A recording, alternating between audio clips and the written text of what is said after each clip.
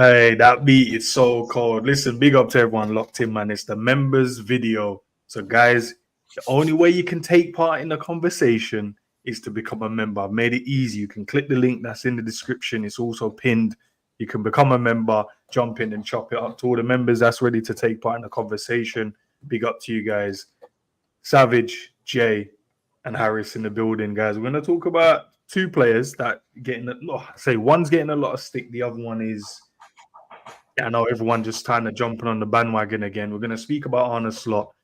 Is he getting enough credit? Is he not getting enough credit? And we're going to talk about, one rule for one rule for another. So what I mean by that is some players in the team, there's always an excuse around certain things, but we don't share the same sentiment or set the same standards across the board. If, for an example, if it's a pass, for an example, unlucky for some players, but when it's others, it should be doing better. Can't be one rule for one rule for the other, bro. That's all I'm gonna say, bro. And I think I saw where you got this from. Still, I think I saw where you got this from, Carl. There was a stream on the other day, and G said something, and I seen you in the chat, bro. Like, nah, it can't be what Salah did something, and you was like, nah. That's all right. Let's the watch along, whatever watch along I did. I hear it still. Big up, man. Then, by the way, thanks for taking the time out and jumping in. Big up. No, but let's get to it, man. Sobo is the guy on the list, right? Obviously, he's not doing the things that we expect him to do. Is it fair to say, based on what we measure a player should be doing, he's not matching that? But clearly, for the manager, he's doing exactly what the manager needs for the team. So whatever that role looks like. Obviously, we get stuck on, yes, he's playing in the 10. We have an idea what a 10 should be based across our football knowledge, what we've been seeing for numerous years, etc., etc. But yet still he's starting every game. Curtis is now came into the Chelsea game, cooked up, did well, got man of the match. Now I just see online everyone's kind of saying, nah, man, Curtis needs to play, put him in the double pivot, put Mac 10 in the 10 going forward. Sobo isn't good enough, sell him, get rid of him in January, etc., etc. As I said backstage, but some said, listen, bro, don't censor man the minute. We allow free speech. Fair enough. I just want to know from you guys, whoever wants to take the floor first, is Sobo getting too much stick? Is it justified? Who is the better 10? Who's the better player? And what's the reasons depending on what side of the fence you're on? Whoever wants to take it can run with it, and then we'll chop it up. Let me get these men up there, blood. Who is the better player? Who is the better player, Sobo or Curtis? You know my answer to this question, bro. Curtis is the better player, bro. But I think it's quite clear to see who is the better footballer in terms of on the ball, looking after the ball. I trust Curtis to, let's say if Curtis is in a situation where he's getting pressed by a 2-3 man, I trust Curtis to get out of the situation with the ball rather than Sobo. But in terms of technique as a player, whether that's shooting or long passing, I think Sobo has the better technique. But I think Curtis Jones overall, as a footballer, I think he is much better than Sobo. I don't know, man. Free speech, man. Them say what you want to say, blood. Say it off your chest. I'm saying, I think Szoboszlai. I think there was a lot of expectation on the guy. He's wearing number 8. He started last season off well, falling off towards the back end of the season, and we thought, we're going to get that same Sobo we saw. It seems like he's doing up running man for Liverpool right now, which is cool. It's all fair and good, but you asked the question: is the critique warranted? It kind of is. It kind of is. It's fans wanting, obviously, looking at every player and trying to maximize every player's performance. I think overall, if you asked any fan, they'll probably tell you, yeah, we had a really, really good season. But they're obviously looking at that player in particular, thinking, how can he improve? I think any player at any given time you're playing for Liverpool, innit? So part of playing for Liverpool, playing for United, playing for big teams, you're going to get criticised, innit? And you're going to get less leeway than you did at RB Leipzig. You're going to get less leeway than when you do for Hungary, because Liverpool, unfortunately, is a bigger entity, and the fans have a high expectation. It comes with it, with the job in it. I just feel like I think fans need to not conflate what they want in a player to what a manager may want in a player, innit? That's how I look at it. I'll say it because Gini Wijnaldum was a great example where you had a fan base that wanted thought Gini Wijnaldum didn't do enough going forwards, they didn't contribute enough with goals and assists. They would see that and what he does for country even, but for Liverpool he never did that. But clearly he was one of the first names on the team sheet because every big game he played, and anytime he was fit, he played. Even his last season, he played the most minutes out of any player, I think, or any midfielder, just to suggest like, look, like this guy was a key component of what Liverpool done. Szoboszlai seems to be that right now, though, as in he doesn't come off on his sub. I mean, when there's a sub going on, he hardly ever comes off. Chelsea, he played the whole game. I thought, he might come out from McAllister, considering how well Jones was playing. He stayed on the pitch. Started the game, obviously, last night as well. And yeah, I think that's more so what it is, man. But as long as Liverpool are winning, I don't think anyone should care too tough on the whole. What about this from Honesty, saying CJ is good, but 5 years and still haven't made a position in the team with position squad player settings? I think that's down to favoritism in terms of like if you Slot's been there for a couple of months, and then if you look at the other manager, Klopp had other players who were more seasoned and more experienced in terms of knowing the system. So he had Milner, he had Hendo, Fabinho, Gini. I feel like I'm forgetting someone. He had Lallana as well. I'll include him as well. Players that knew the system and did it to a high level. So it's hard to say, Curtis needs to make his place because Klopp had favourites, and we all know that. And I don't think Curtis Jones was high up in the pecking order. He obviously rated him because we've seen Klopp speak highly about him, and also Pep Linders as well. But I think it's just down to the other players that he had. Now, if you look at Slot, I don't think in Slot's mind Curtis Jones is a starter. I think he's next in line to whoever comes into the team. Personally, I think he should be a starter, but I don't think in Slot's mind he is, because you're not going to take Gravenberch out and you're not going to take McAllister out. Now with Szoboszlai, I think how Slot sees Szoboszlai, I think he sees him quite key to the system, because if you think about it, Sobo has played a lot of 90 minutes this season, and I think that's key to him being very good at the system in terms of maintaining that aggression in those central areas and keeping the shape, that 4-2-4 shape. So when, let's say, Nunes and Sobo, them two are very good at keeping that aggression and maintaining the shape. It's like comparing Diaz and Gakpo. Diaz is more aggressive in that 4-2-4 shape as the game against Chelsea. Gakpo wasn't as aggressive in that 4-2-4 shape when he was playing on the left. Yeah, like he was allowing passing lanes to be open at times, which is why Caicedo was playing on the right as a right-sided defensive midfielder. He was able to turn more times than Lavia was able to turn. So I feel like if Diaz was to play, I don't think what's his name, Tosin or Colwell can break lines like that. So that's what I mean by aggression and maintaining the shape when it comes to like someone like Szoboszlai or Curtis Jones. I just think Slot has more trust in Sobo to keep the discipline in those situations, whether we're defending their lead or something. Yeah. Cav, big up Cav as well. Go on, Sam. I'll read this. We can read Cav's comment first, and then I'll try because Cav, big up to you, bro. If you're free, obviously I sent you guys the link as well. So if you got time, jump in. We can chop it up as well.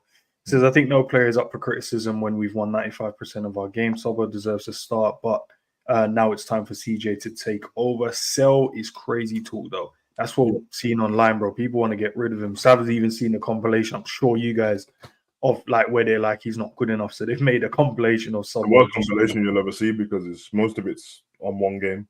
They tried to make it like all season, but it's Wolves in it, and he got hooked off. One of the games he got hooked off just after half time. Listen, I don't completely disagree with what Harry said. There's some parts in there which, and I might not be right on because I'm not slotting it. So the first part about Curtis, and he said about favoritism with Klopp compared to Slot. I don't think it's true. I think when Curtis was available, Klopp played him, and the only times on the Klopp where Curtis didn't play once he became established in the squad was when he was on the way back from an injury or something like that. Remember, like most of the time on the Klopp, we've had a few like weird seasons and that, but we was always in like a title race or trying to go for the main trophy. Like, why would you, as a manager, change something that's like it's working? Like, so that's what happened last season as well. Like, we were when people were asking for some players to play, it was like Curtis came. Yes, you know what? In fact, last season's perfect. We got to a point. It doesn't matter what everyone wants to say about what they deem as a title race or not. There's a point where it felt like Liverpool's in a title race, and it down to the last 10 games. The season started with Curtis in midfield, and then obviously he got injured. He got sent off against Spurs and all that stuff. Everyone else took over. Gravenberch couldn't make a claim in the squad, so they were changing that midfielder. And then Szobo was obviously playing, and he got injured. By the time Curtis got back in, we were in whatever round of the cup, and in both cups, and then obviously top of the league, which is the position what Slot's in now. So I don't think Slot doesn't have favoritism. I think managers are just smart. Why would I? It's kind of to do what Cav said. Although I do think players can still be criticised whether we've won 95% of games or not. You could be nitpicking, but we're content creators in it. There's nothing for us to talk about otherwise. Like there's really not. You can be positive, and we are being positive, but I can't not criticise somebody and I can watch a rubbish game from Liverpool, win the game, still criticise it. Wolves was rubbish. I think most people agree we was trash. Yeah. See, so I'm gonna do that on that, but it's the same thing. He's won 11. Well, what is it? 11 out of 12 or something like 11 that. 11 out of 12. Yeah. I don't particularly think that Nottingham was even our worst game in play. We just couldn't score, bro. And they got their goal in it. You know what I mean? The one break, good goal, very good goal, and we couldn't win the game. So you take that away. Szobo's been playing all those games. So what would I change it for? Not to mention Harvey's been out. Curtis only just come back. It's not like he's left Curtis out on purpose. Yeah. From pre-season, he was the guy. It seemed he was having the press conferences and stuff like that. He was talking about Slot's play. He was playing in them games. It seemed like he was going to be in that position. Obviously, Gravenberch probably surprised Slot as well, because to make a claim in that position like he did, bro, I know how good Gravenberch is. I didn't know he would be able to do this though. If anyone else can pretend that they knew that he was going to play like this, fair enough, bro. And I've always rated him from way before Liverpool, but I didn't know he was going to do this. Slot might have not known this either, so that makes another problem. The good stuff what Harry's was saying about Szobo's work rate on the pitch and stuff like that, it does balance out the team and depending on what you're doing in it, and creativity can come from other people on the pitch. So I don't think Slot's too worried about that. Curtis will have his games. He'll be subbed on in certain games and stuff like that. And if he starts playing better than Szobo, he'll probably take his spot. And then Szobo will be the one playing a little bit more bit part or 20 minutes here or there. I don't think there's anything wrong with it. It's a normal thing. So when I say I think Curtis is better than him, that doesn't mean I think Curtis is better, so he's shit. That's not what I think. I thought Curtis was better than him before we got him. And don't get me wrong, I saw all the goals and stuff like that, but I am somebody who watches the Bundesliga, so I've always had that about Curtis, and it's not because it's just my favorite and stuff like that. I just thought that about him. Honesty made the point about why I don't know if you can make that comment with that, but it's like 5 years and not make a stake. The reason why Honesty spoke like that is because he loves Szoboszlai, bro. This is what keeps happening when we're having conversations. Like everyone who keeps bringing up this kind of comment is they love the other person I'm talking about instead of just like there's no context to what he said, and we know full well what's happened with Curtis, with his injuries, with the weird eye injury, and we had Thiago in the squad at the time. And when he first came in, he was a youngster in it, so naturally he wasn't going to play straight away. So take it from the moment he got made a mainstay in the squad, and then show me with context the time Curtis has been there, and when he's been left out because he's rubbish, or when he's been left out because it's not a thing, bro. Do you know what it is as well, which is mad for Curtis? Yeah, he's one of the few when you go and look at it, like that was in the academy, came through and Liverpool were doing well. Remember, Trent didn't come in when Liverpool were popping like that. He came into the team when Liverpool were doing well and was expected to be the finished article. Always other age mates, whether that's Cole Palmer, Kobe Mainu, all these brothers, Walton, they can play their games in peace. They can get experience. They can learn on the job without being in the spotlight. Curtis, however, at the age of 17, was put into the Liverpool team squad, right, as expected to be the finished article. Yeah. That's a different level of like pressure where he's trying to discover himself as a player and was able to do it. Angel Gomez, that plays for England, yeah, he was at United. It didn't work out United. Then he went to Lille, was it? Did he go Lille straight after there when he didn't sign, or somewhere else? He's at Lille now anyway. He's been at Lille for like 3 seasons. Yet no one knew who he was. He was able to learn his craft, find his ability. Now he's an arguable starter for England, or has been in the last camp. Curtis Jones never had that opportunity. So, and whether it's obviously his fault for not being obviously available or selection, he hasn't had that opportunity. But in terms of talent, I'm sorry, if Jurgen Klopp doesn't sell him or loan him out during his tenure, right? He even loaned out Harvey Elliott, by the way, but they never loaned out Curtis Jones. You had Gerrard speaking of how highly he rates Curtis Jones. You've then got Carsley saying he's arguably the most talented player he's ever gone and coached, or one of the most talented players that he's coached, right? And for Slot then to look at him and be like, you know what? We're not gonna sell him. Like we're not gonna let him go. Do you know what I mean? There was no discussion of that. There was never a discussion of, oh, he might go on loan, or maybe we have to sell him. Like even with Gravenberch, Tech the Madness, people were saying we should sell him in the summer. Endz, no one said that about Jones, though. That conversation was never allowed to be about Jones, because in the public eye, as Savage said, he was the Don. He was the guy. It was him against Jurgen Klopp all of a sudden, because it was like, rah, he said that Slot's football suits him more. You don't rate Jurgen Klopp. That was the narrative. It was never about him going on loan or him doing this or him doing that, which suggests to me that clearly he's rated in it, and clearly he must be a very, very, very good player. Yeah. If after all of this and after all the things that people say in terms of not being available, not being consistent in some people's eyes, he's still in the team. It's not luck. Yeah, it's not like he debuted Fingy in the 18-19 season. Yeah, you know what Liverpool. You know what Liverpool was about them times. Bro. What team was he getting into? Everyone, blood. And then 18-19, then 19-20. We know what big trophies we won them seasons. The season after that, he played. The season after that, he played, and our team fell apart, bro. The season behind closed doors, he played. Yeah. Season after that, that's when everyone was getting injured, bro. And that's what happened to him in that season. Because towards the end of it, go look at any of the Champions League replays from that season. You'll see Curtis there, bro. Then he got COVID. Then he got that weird eye injury. What we didn't know what was going on. Then the new season started. The new season was the season where we tried to go through all 4 trophies, and that Harvey had got injured, mashed up his leg. He was about to keep Hendo out the team at the time. So it's not that I'm like overly sticking up for him, and I know it's about both of them. Man can say the same thing for Szoboszlai, but when he came into the squad, I was very happy that we got him because I like him as a player. You know what I mean? So that's why sometimes I'm not hard on him because I know what he can do and he just don't do it. It's the basics that I get pissed off with him about. It ain't everything else. You know, this ends when everyone was people didn't just start dissing him this season, but when everyone was crashing on him last season, I was there fighting his battles for him. Like, nah, you know, man can't see what he's doing defensively, and everyone's like, nah, he fell off a cliff. At the beginning of last season, I sat down with Cav on a stream and Cav was like, he wasn't over exaggerating. He's on about at the time, like week to week, he seemed like he was the best midfielder in the league for them first few games, and it did seem like that, bro. He was just crashing it on, man, bro. All this energy he had, he was still doing it. But the touch was there, the passing was there, and obviously he added a few goals that does sensationalize how you feel about the player if he's rossing them in the top corner. He got his little injury, and I told you I remember the point where he started being a bit different after the Sheffield game in December. With 2-0, he scored, and Nunes set him up in that game. After that game, I noticed it all of a sudden his passing was off a little bit. Had his injury, came back, and then from then this is the Szobo we've got, bro. So when you say, dude, do you think people have been too harsh with him? I think, listen, the criticism's warranted game to game if you see certain things. I think what Jerry said and what I've been saying as well, what fans want and what the manager want, 2 different things, just like what FSG want in ambition and what the fans want are 2 different things.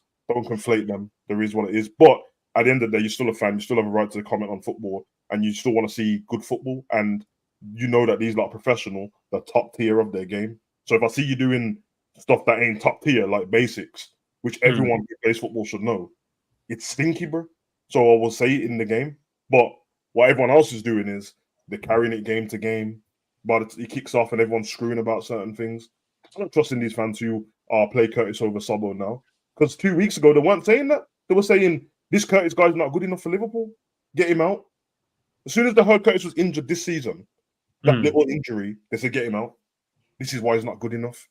Yeah, I remember that little couple of weeks where it was out with the brain injury. Play for Liverpool. If we want to make it, we need to get rid of those type of players. So for me, I think they're both really good footballers. Obviously, everyone has their opinions. I get there's potential and ceiling and all that. I don't really do that because I'm not going to compare man on what I potentially think they can do because that don't work half the time, bro. I don't even know where Jock Rodwell is, bro. I don't know where Sinclair is, so it don't work all the time. But I think they're both good, man, and they're both going to be parts needed for Liverpool. And as Kat said, with not any bit part player, people think there will be a point where they're needed, whether it's 2 games, and them 2 games get you the 3 points in them games. Could be fine, bro. What about this from Honesty? Question: do you guys think even though we're playing well, the midfield is not 100% perfect yet? I don't know what you would want more from our midfielders. Probably I think back to the Chelsea game when Jackson scored. I think we kind of switched off, but that's normal in a football match. Like sometimes you might have lapses of concentration, and you might just switch off at times. But I think in terms of football, I think this is the best football we've seen from our midfield in terms of on the ball wise we've seen for a while now. We've got Gravenberch, we've got McAllister, we've got Jones, we've got Szoboszlai, we've got Elliott, we've got players that can keep the ball well. Now, you can't really say we're 100% perfect because not all teams are 100% perfect. Like every team is in their midfield, they may have a little issue somewhere, whether that's going forward defensively or just an on the ball perspective. So I think it's quite hard to try and pick out many, but I think there are some flaws to our midfield that are a weakness. What do you guys think? Do you think that it isn't perfect? Or do you think it's fine? I think it's fine. I think the rotation between all the players, I think we kind of have a little bit of everything in there. I don't think there's anything we lack. Perfect, I don't mind it not being perfect. It's early, innit? So to be picking up the 3 points each game while you're learning what the manager wants from you. Is that from a playing style standpoint, Sav, so we can get everyone maybe listening can get a better understanding, or is it just lack the quality in terms of the individual? Is there something we're lacking from an individual, or is it the quality of the actual combination of the midfielders? I think it's a bit of both. I was about to say probably a bit of both. Game by game, the individuals, of course. I would say apart from Gravenberch because he ain't really had a bad game. I've seen him have like average half of football, but I've not seen him have a bad game. The other 2 have had bad games. I've seen it, but they all complement each other in a certain way. It's gonna take a bit of time. Like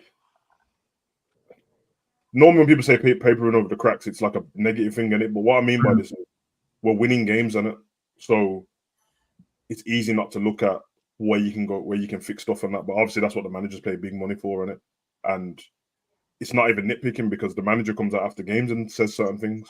So it's not like we're saying anything different.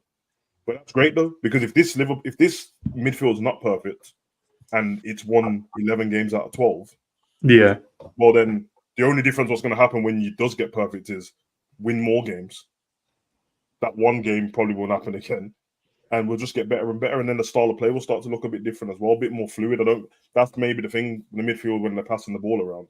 They don't look fluid with each other, but that's fine. It's not a problem. They look decent. That's good enough for me. Big up to Beijing Reds TV. Big up Barnes, bro. Love for the super chat. To JJ resurrected like the Undertaker. Dom needs to be crazy glued to the bench. Wow. Crazy glued, bro. He's saying he don't even rate, like, you can't even run off the bench, Barnes. No, man, Beijing jump on us. Gorilla glue. Yeah, bro, Barnes, if you're free, bro, you know what I mean? Let me know. It would be interesting to actually hear from everyone. You know, when people message us about Szobo, and I'd like to hear words from them, like what they actually think of him. Because I think everyone thinks different things. And I think the number 10 thing that we spoke about before, listen, man, clearly Liverpool are doing it different. There's nothing wrong with that. Might take a That few was a people. second striker, Cav, man. That was a second. So you weren't in no 10. Right, You know what I mean? Not too much at the moment from Cav. Okazaki was a workhorse in that title-winning team. I love Akazaki. But But yeah, he man. weren't no 10. respected Nah, in I the liked 10. him as well, but he weren't no 10, man. Yeah, I don't think because it was like a 4-4-2, and then he would drop just behind Vardy in it when he come on. Defensively, that was it. Yeah, I mean, going forwards, he was running off Vardy, you know, or Yeah, trying to yeah. hold up. But yeah, man, I don't think. I don't know, man. I think everyone just. I think that's the main thing. People here, well, they know what the position is. They hear 10. They automatically will think of the 10 that they want to see in it. And Creative and yeah, of course, and it's not a problem. Yeah. Historically, what 10s have been is what you want to see from him. He's the complete opposite at the moment. You know what I mean? They want to see what they saw at the beginning of the season from Sobo in the 8, in the 10, which was driving with the ball and rossing it in the top bins, bro. That's what they want to see from him. Yeah, And that's there's the nothing wrong thing. with that. If he's in the position to do it and he fucks up, that's when I have a problem with him. It's not the position. I have to get that across to people. For me, my problem with him is nothing to do with his position, bro. Because clearly that's the part where the manager's like, no, he's in the position I told him to be. When I said to you, you know, him pressing ahead of Jota and that at the beginning. Yeah. I'm not the manager in it, so I'm watching it and I'm going, but it's definitely an instruction because he does it every game, all game. Yeah. I don't particularly like it, but that's not for me to like, innit? And then I'll go, okay, see what the manager's saying. And now, for the first time when the Champions League press conference, we finally heard from him himself, innit? Some of the questions he didn't want to ask. I mean, he didn't want to answer. He knows he's got to score more goals in his own words. And the manager said that as well. And he says he does the dog work, innit? He says, I don't. He said that. We didn't say that. I knew he was doing it, but he said that, bro. And there's nothing wrong. You and Jerry do coaching. You know what I mean? Harris is doing his football thing. So obviously, naturally, when you're picking players and that, you might just see something in someone in a position, and you're like, when I bring it to my team, that's not what I want him for. But he can kill it. The player's not gonna like it because he might never do, bro. They never do. You think Joe Linton wants to play where he's playing? He probably does now because he's good at it. But he was a striker, bro. It's like you're gonna put me in DM. Yeah, we're gonna put you in DM because you shit up front. Yeah, it's probably Ginny. It's probably the same thing with Ginny as well, because if you look at Ginny for the Netherlands, he was he was a shadow striker for us. That they runs into the box, scoring goals. Yeah, and then when he comes back to Liverpool, he's just in the pivot blood. You know why he ended up being fine with it? You know why he ended up being fine with it? Because he brought into the manager. Because what buys you into a manager? The wins and trophies, and he got them. I think Gini's moaning now. It doesn't matter what he does for the rest of his career. I got a Champions League and a Prem from that, bro. So obviously the manager knew what he was doing. And I told man this about Sobo when he came in. Everyone was screwing. Oh, shut up, Savage. You're just trying to stick up for Klopp, bro. Man, just like, you just got him doing the Hendo running, bruv. That's not what he was. That's not the only thing he was doing. Obviously, Trent was being creative. When that season started last season, and we did the video, and there was that weird period, and I said, I don't know about Sobo and Trent together, because Trent was inverted at the time, and he was basically doing what we want from Sobo in it. So Sobo was covering him, which is what Hendo was doing before. No, it was like, Klopp just running him around and stuff like that. New season starts. No one's saying Slot's running him around. They're just moaning about him. He's doing the same thing. He's got attributes that somebody can use, and the managers are there to get the best out of these players. And we can have an opinion on it, but at the end of the day, it is what it is, bro. We all wanted Gakpo on the left wing at some point. Klopp played him up front. That's fine, bro, because he wanted to play Diaz as well. It happens. Sometimes they get it right, sometimes they get it wrong. But when they get it right, boy, and at the moment, it's 11 out of 12, innit? So. All right, man. Name me apart from words, Musiala, Odegaard, KDB, maybe Pedri, another creative 10. Baumgartner. I'll pick it up. Oh, Jerry, you know about my guy, blood. Okay, hey. There is Austrian Donny. Yeah, brother. Yeah, he's cold, blood. So spoke highly of him, bro. Big up for the super chat. He don't take shots when he's dribbling, unlike Ronaldinho, then gets pocketed. He don't pass well and then passes the ball in open space and turns it over. I don't think he tries to dribble like Ronaldinho. I think that's the problem. I think he's shook to do everything. He's shook to dribble, shook to pass, shook to shoot. Yeah, all he knows is run. Yeah. Hungarian Ridgeback pedigree. Full pedigree. He shirks a lot of opportunities. Do you think it's because he's coming into a team where the man them ain't, because he's always been that type of player where he's the main man in Hungary. I'm not saying he was main man in Leipzig, but you can tell he was one of the guys that they looked at as being the standout. He creates scores, whatever.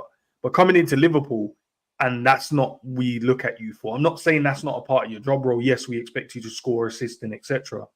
But when you come here and you get that humbling feeling of, oh, I'm just a part of the squad. I'm not, you know what I mean? I'm not the main guy. It's not the Salah factor. It's not the Virgil factor, the Alisson factor.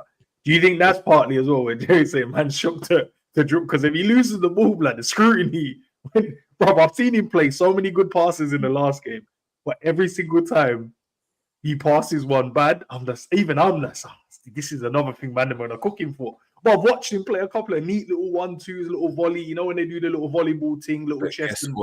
But guess what? You were signed to be that guy. See, this is why I admire Bruno Fernandes, innit? Because man gives the ball away, but knows it's just part and parcel of the game, you know? Yeah. Kevin De Bruyne gives the ball away, but everyone just accepts it's part and parcel of his game. Gerrard, even Trent, when he's on his form and he's assisting, gives the ball away so much in games. Gerrard used to do the same thing. How often did he play that Hollywood pass and it went off the pitch? It went straight off the pitch. And you had Torres just put a thumbs up. That was it. Torres had to put a thumbs up, but it's gone over his head. They give the ball away. He's in a position where he should be doing that, man. He should be just, bro, I'll give the ball away. It's cool. He needs to get into that mindset. What he's doing now, for me, it seems like nothing's coming off. Right. The least I can do is work hard. Imagine running and running and running. Yeah. Ain't that the right thing though, Jay? If you're not having a good game, the least you can do is work hard, bro. Yeah. The crucial point of that is a good game. This is starting to become a good beginning. I mean, I'm not having a good beginning of the season. All I could do is run. That's the problem. If it was a game and he's running, no one's going to question that. You'll be like, oh, but he worked hard. Like, this can't keep. Unfortunately, he's like, again, it's as Bajan said, he's giving the ball away, innit? Like, it's not like he's having a poor game and he's just doing the basics and keeping it well, but he's actively giving the ball away. I looked at him and in terms of progressive passes and that, he's low. In terms of everything's low. The stats are looking low, and then you're looking at him and you're like, rah. And I've tried to back him. I watched that Chelsea game and then I watched that Bologna game. There was 2 chances in both games where he could have rasped it. And man done a little Harlem shake before he done it. You know, when in the last game, I felt like there was one who was about to rasp it, and I can't remember who came and took it off his toes, bro. But bro, you could tell he was about to pull the trigger, bro. It was Oban, innit? But he was happy. He was happy someone took the ball off him. He was about to pull the trigger, but he didn't want to. He was like this. It was one of them ones. Head back sideways. You know what? Like, he's not in like a condescending way. He's a young player, and he's still younger than he 23. He seems like he's an old player in that. He's been given new instructions naturally, and some people, this isn't based on him solely, but some people, when you give them new instructions and you're playing at the highest level with pressure, you so don't want to get stuff wrong that you take every instruction literally, blood. So if a manager says, see all that shooting you was doing last season, blood, you can't be doing it. Like, you can't be doing that, bro. All he heard is don't shoot at all, blood. No, I'm being deadly serious, bro. I'm not saying that's exactly what it is, but some people, they get so reluctant to, they're like, okay, then, well, I'll just play it safe, innit? Wataru plays football completely safe. That's his thing, bro. He's not shit at all. Wait, have you seen when Wataru decides to pass the ball forward, how good the pass is, bro? Yeah, bro. His pass percentage is always 95 and 97 and that, because he plays safer passes, innit? And then every now and again, which we saw last season, he'll just rasp one into the top corner, bro. He's like, okay, bro. And he plays safe. So Szoboszlai's trying to do that, and he's caught between wanting to do what he wants to do as well, and then it doesn't come off, and it looks crazy, bro. And then it's what Jerry said. Okay, then at least work hard. Okay, but your game's not good anyway, bro. So now you're playing at a low level in terms of how you're playing on the pitch. You're working hard, and your basics they're not working, bro. And these are basic passes and that, bro. And then you don't look like you have a good game, bro. And then the fans get on to you. Yeah, we've all played or still play football, and like from my experience, that I play at the back, and I remember one match where I've tried to constantly play into midfield because that's what I like to do, And that one match, it wasn't happening. So I was thinking, let me just be safe and just do the sideways thing. Yeah. And not try and play into midfield because I was giving the ball away at times. And I was putting my team under pressure. So I think from Sobo's point of view, because it's happening over a run of games with Sobo, he's probably thinking, let me just do the safe thing. Let me do the basics. Even though the basics are not happening all the time, let me just keep it safe so I can work my way back to where I was at the start of the season from last year. Because if you look at Sobo, how he started, he was very confident, like he was on fire. Yeah, this guy was running around, he's driving with the ball, he's taking on man. Like I remember the Bournemouth game, he was cooking. Yeah, even the Newcastle game as well with 10 men. I remember like after every match, Szoboszlai, he's running a lot. And then I remember watching Kopish. I remember Matt said something like, I'm quite getting concerned with Szoboszlai because he's putting all of this work. It was after the Nottingham game that we won 3-1. No, 3-0 at home we won. And he said, all of this work, is it eventually going to catch up with him in the season? Because he's putting in so much work that you might just see him drop off, and that happened. I'm not saying it's got anything to do with the work that he was putting in, because we're still seeing deficiencies in his game. Now, I still have faith in him because I've always liked Szoboszlai from when he was at Leipzig. And I've always said that his best position is in the inside channels where like someone like De Bruyne plays. So like you see in every match, Szoboszlai makes the same run. As soon as Salah gets the ball, he's making that run inside, in between the fullback and centre back, or whether that's in between the six, because the six will follow him. But that's his idea, because he wants to get a cutback or a cross into the box. So I've always said that's his best position. Yeah, but it's now whether he can try and adapt and still try and perform from the way how he was at Leipzig in an 8 or in a 10. I wasn't too sure about him starting as like as the solo 10 when I heard Slot plays 43. When I was thinking, I'm not too sure, because I've always seen him play in a 2. But even if you look at how he plays for Hungary, on the team sheet it says 3-4-2-1. People are going to say, "Oh, that's a winger." He's playing in those inside pockets, but he can drift out wide at times and try and link play. So I think that's how Sobo should be used. But he's one player, and we've got 10 other players on the pitch, and we need to play as a team and build together. So we can't just sacrifice Sobo for the rest of the team because he's not benefiting. So yeah. Nah, big up to Bayesian Reds again. Endz, he don't rotate Dom either, so that's the manager is the first player picked. He's probably doing what he's required and what the manager wants him to do, bro. That's why you get picked. Managers ain't picking you for no reason. And big up to Mane Afiran as well. On that,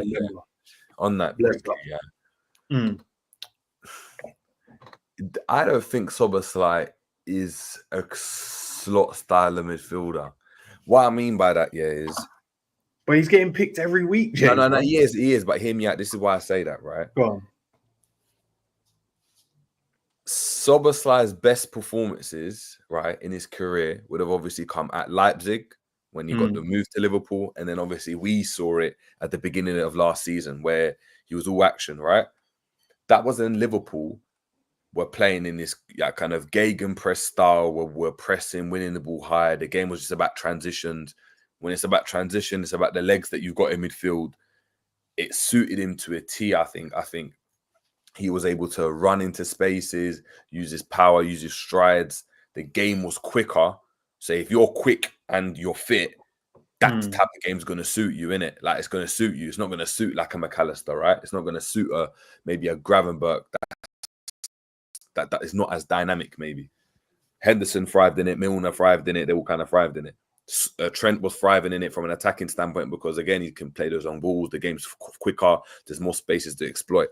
Now that we've slowed the game down, right, the only benefit of Szoboszlai being in the team is his running, because you need someone at times when you've lost the ball to win the ball back. But on the ball, right, when the game is slower and now he needs to be able, he needs to just, keep the ball ticking and stuff.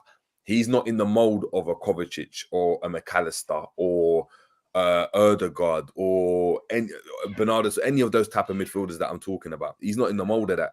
He's in the mold of the kind of PMP type of midfielder.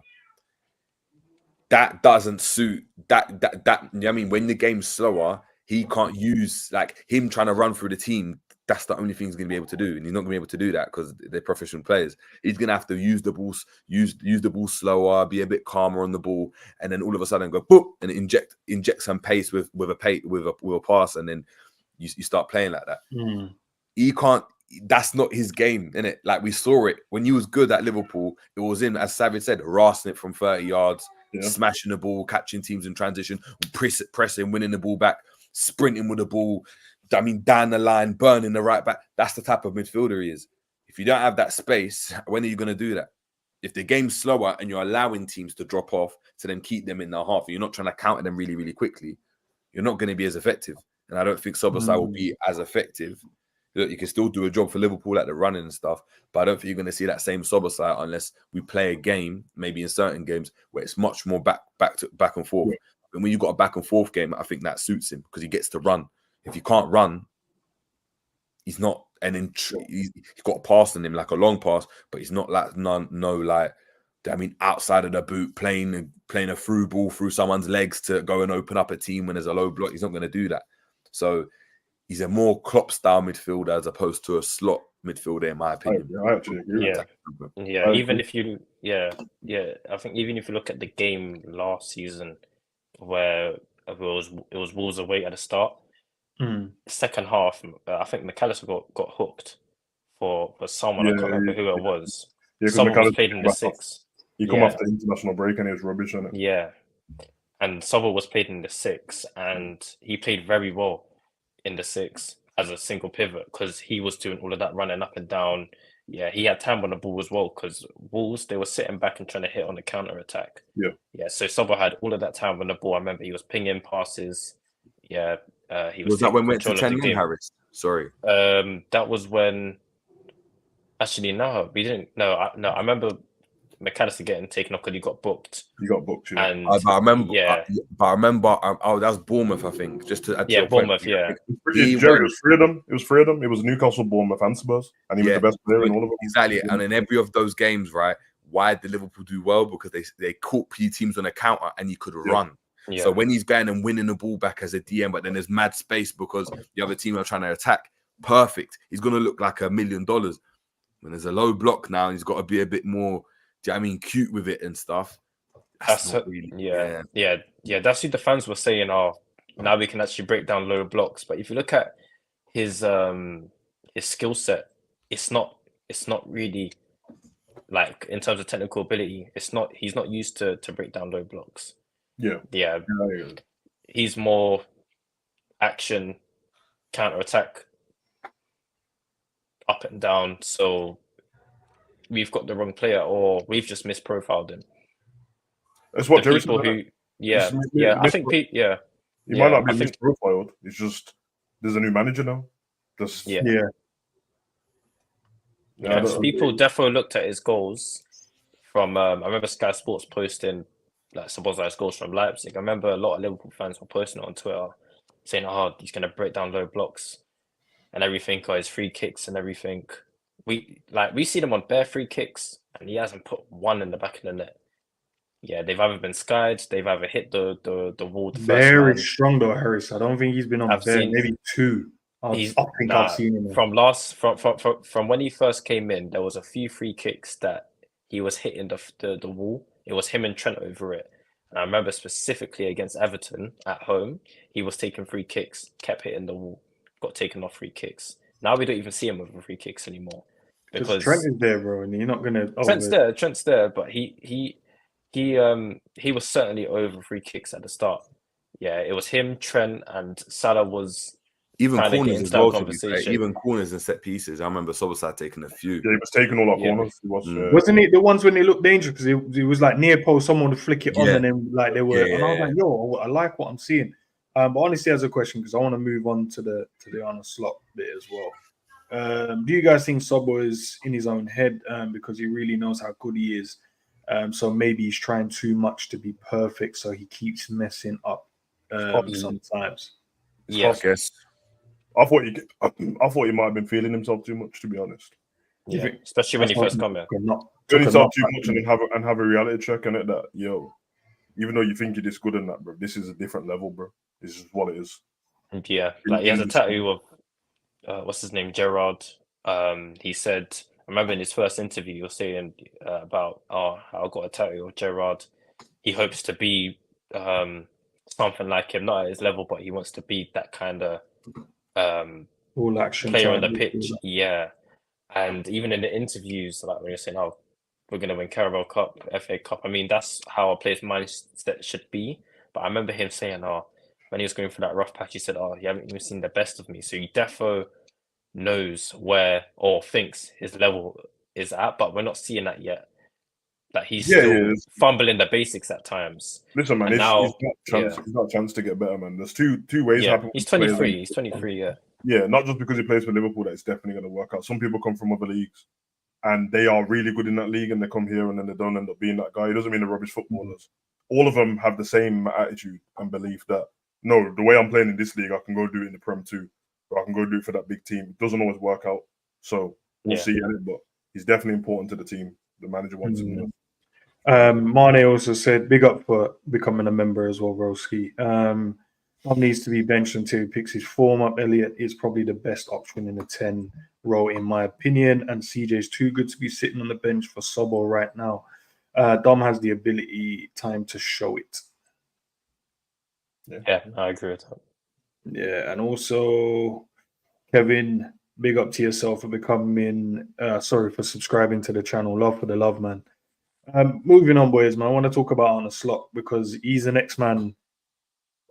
I don't know, because I want to ask the question: is what he's doing currently not being spoken? I think it has been spoken about, but I feel like people were scared, maybe from a fan base point of view, maybe pundits. I want to give him enough credit because they don't want it to come back and bite them. If we start like dipping form, when you go the next 10 games and not winning. But the things that he's doing currently with, with the team, some would say we're in a rebuild, some would say the team ain't good. The stuff we heard at the start of the season, the squad ain't good. Jurgen Klopp's left a massive gap. All the coaches have left. But he's won 11 out of 12 games so far. Obviously, there was parts when he said, we ain't really played anyone. Now we've played, in this difficult period, we've now played 2 games against Chelsea and RB Leipzig, which would have said going into this period is our most difficult period. Is there enough being said about him? Do you think he's doing a great job? Is it just still too early to kind of discuss him? But I feel like, are we hiding behind not being proven wrong in terms of, we don't want to give the manager too much credit? But I want to know what you guys think. It's all subjective, isn't it? It's all subjective because, I think he's been spoken about enough. Like every time I watch anything that someone's talking about him. Obviously, there's been that, Liverpool's not played anyone and all that. I will say Liverpool fans acting mad sensitive about that line there. Liverpool's not played anyone because he's the one who said it himself, bro. Everyone's getting onto rival fans saying it and that, but he said it. He said that. So why? And he knows his own ability in it. So he wants to judge himself against the best because obviously the league he comes from, they're expected to beat a certain amount of teams because they're better than them, and then it's Ajax and PSV to deal with. That's how it is. So I think what he's doing at the moment is really good. I don't know in terms of people hiding behind whatever, like saying stuff, pumping their chest out, and it comes back to bite them. I think some of the fans just don't enjoy the football, so that's the reason why they don't even bother hype it. They don't want to admit the fact that I love the results, but I hate the football. So they rather just not say anything, keep going. You know what? We'll wait and see and stuff like that. For me, I just think he's doing a really good job. I guess the thing is to ask me what I was expecting before he came, and I didn't know about him myself, but I just assumed that whichever manager comes in for Liverpool, they're going to pick the right one. And with the team they've got, because I had belief in the team the season prior, and I thought they were good enough. This, what he's doing right now, isn't far off what I thought anyway, bro. In fact, if you ask me what do I think will come of the first 12 games, I wouldn't have put a loss in there at all. But I might have said we would have drawn a game and won the rest. So it's not. So the reason why it seems like I'm not hyping him up is because which is what I expected. When he does something that I'm not expecting, or when he goes above and beyond, that's safe in it. But he can only do what's right and put what's in front of him. He's done that. He had one hiccup against Nottingham. That's fine. It's done. People lose football games and that as well. I said I wanted to see him against all different types of opposition, and maybe when he gets halfway through the season, then I'll start. Yeah, big on Jay. When he gets halfway through the season, I'll start talking about it properly, because I would have seen it against every type of team by then. Every European teams, some of the best ones in the league, everyone.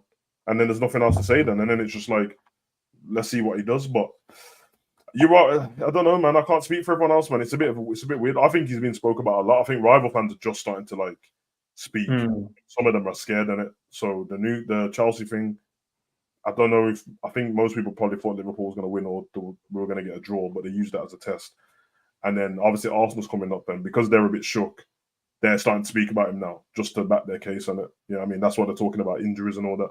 Just to, you know what I mean? But from a rival standpoint and all that, I just think he's been dope at it. He's been dope and he's done the best he can, bro. And I think if you said to Liverpool fans, can you get 11 wins out of 12 to start the season? You lot cool with that? They'll bite your hand off, bro. Whether that was this manager or Klopp. So I don't see it as a big deal. But the thing with playing teams and that, Liverpool fans should start being so sensitive and acting like they didn't do the same thing for Arteta, because I watched them all do it. I watched them do it. I watched Arsenal tear up every team. And every time they tore up a team, they said they ain't played anyone yet. And then they tore up another team. They ain't played anyone, tore up another team. I know, that's the feeling I got, Sav, because I was like, every time I hear it, and I'm like, we just chalk off another one. And I hear it again, we just chalk off another one. Exactly. So they're doing the same thing. But that's what I'm saying, Liverpool fans, stop bitching about it. Because most of the Liverpool fans were acting like that with Arsenal. They did it every single week till Arsenal played us. And then we didn't beat them. And then they played Man City, and then they won. And everyone was like, but you still got a long way to go. And I'm like, bruv, they've mashed everyone up, bro. What else do you want them to do? They've mashed everyone up. I think they lost like a random game. They lost to Man U, like randomly 3-1 out of nowhere. And they actually played good. Rashford mashed them up and all that. Then they got back, like we lost to Nottingham. And then they just carried on winning, bro. So yeah, you got to beat what's in front of you. You can't pick your fixtures. Exactly. So for them fans, same energy and that. But yeah, you're right. He can only be what's in front of him. And people have to start acting like every Premier League team isn't a team that we need to beat. So we're doing the right job. We have to beat them. Liverpool's biggest problems not winning the leagues ain't about meeting Man City and that. It's about beating them small teams, bro. And at the moment, it looks like a couple of these games that might have ended up as a draw, he's won them, which is 2 extra points than a draw. Because that was always our issue. Like in the cut chasing season when we was going for everything. Yeah, we drew to Brighton 2-2, coughed a 2-0 lead. Brentford 3-3 away. Just been newly promoted. Leicester away, lost 1-0. So it's these games that you need to win and get the 3 points in, because it's the sides where it's like end to end. For example, Man City, like an Arsenal or Spurs, where it's basically a coin flip of anyone who could win. But when it's like the teams that want to sit back and try and frustrate you, for example, Nottingham Forest, who have proved it against us this season, those are the I would say the most important wins. When it comes to big games, I see you win all your home games, don't lose, because it can come back to bite you, and it has come back to bite us many times now. It seems last season was a big learning curve. Now it seems that we're actually doing what we should have been doing for the past few seasons when we want to win the league, because City have won 4 in a row and they just keep repeating, doing the same thing, same process. Like City right now, like they're calm, like they're just 1 point behind us. Like they're probably saying, like we'll still probably win the league. Like I think it'll be tough. Yeah, like some players might be saying, but I think we still win the league. They might be saying. Now on Slot, I'm gonna be honest. When I first heard about Arne Slot, I wasn't like I had no clue who he was, because I wanted De Zerbi. Now I'm looking at it, and if you look at De Zerbi, I can't judge him because he was at Brighton, and the players that he had, like he was playing like a high line and everything. Like man had Dunk and Van Heck. They're not the fastest of centre backs to be up and down covering wide areas. So I was thinking it was kind of like a bit unfair, but he was conceding a lot of goals. Now if you look at Slot has a good defensive record at Feyenoord. And now I'm seeing the same thing with Liverpool, in terms of keeping the shape. Like the defensive structure is probably one of my favorite things because I'm a defender myself and I love clean sheets, of course. So when we're keeping clean sheets, when we're catching teams offside, yes, they're scoring, but they're offside. Like it's football, isn't it? Like you have to be onside to score. Yeah, these are the things that I'm liking because at the end of the day, we're not conceding 3 goals to newly promoted sides as we was before. So it's more controlled. It's more slowed. It's not so rushed. Because I was never a fan of Klopp's way of playing, where like how it was so basketball, end to end, heavy metal football. I like this slowed football. So it's like me having De Zerbi with the possession side and having another defensive manager because we can do both things and we have a variety of playing. So when it's time to sit back, we kind of allow the team to play, but once they get to the defensive third, it's a back pass because we've got bodies around the player and they have to try and find another way. Because let's be real, Chelsea ran out of ideas how to break us down. Yeah, they wasn't sure. The way how they broke us down was a joint on what's it called, onside decision. Yeah, if Konate's big toe wasn't playing him on, that's offside. Yeah. Now if you look at pre-season against Arsenal where we won 2-1, we frustrated them in the second half. They had about over 60% of the ball. We still frustrated them because it was the same thing. Recycle, go wide, recycle, go wide, recycle. Let's try and find another way. Move into the box. Yeah. We had what's his name? Kwanzaa and Van der Berg. 2 lampposts. Yeah, they're just gonna head the ball out. So it's crazy. I forgot that's the 2 that actually played at centre back in that game. I forgot they were the 2. Yeah. So I'm liking it. 11 out of 12. Like Savage said, anyone will bite your hand off to be in that position at the start of the league with a new manager. Yeah, whether that's Klopp or Slot. So let's just keep doing what we're doing. Take one game at a time. We've got Arsenal next. Let's see what Slot's got up his sleeve this time because Slot might look at this game and say, "Oh, got a few injuries. We might just go band for band," or he might try the same thing, just try hit them on the counter because they're weak defensively at the moment in terms of Saliba's not there. There's rumours of. I mean, I know Calafiori's out because Sky Sports have confirmed that they're missing some key players. Yeah. So let's just see what the season holds, and even in the Champions League, I'm looking forward to seeing how we come up against these Leverkusens, these Real Madrids. If we cannot lose those games, and get something out of those games, I'll be very happy. Because I'm still looking at this fixture list and I'm thinking we still got a lot to go, but let's just take one game at a time. Yeah, and you can tell the boys they're not getting carried away. You see the likes of Virgil, like they say that. I remember you said to grab him, but keep your head down. You can tell that's his own mindset because he's been in this position many times. In a title race, so just keep your head down and just do your own thing. Just keep working. Big up to Honesty. Yeah, correct. He'll get praised after the period. I still believe we'll win a majority of our games. Only Brighton back-to-back is a concern, but for the rest, Bundy ups. And I hear it, blood. I hear it. Big up to Robert in the building as well. Odegaard is the only Arsenal player that starts for us this season. Fairs. Marne said, he's been awful anyway. Odegaard, to be fair. Yeah, don't. I'd like to explain how having less possession versus Chelsea wasn't the plan, and I wanted to dominate the ball. Noticed he criticism for our tactics at home to Chelsea, like he set out to play counter-attack. Yeah, no, in the Chelsea game, you could tell like Chelsea wanted to play.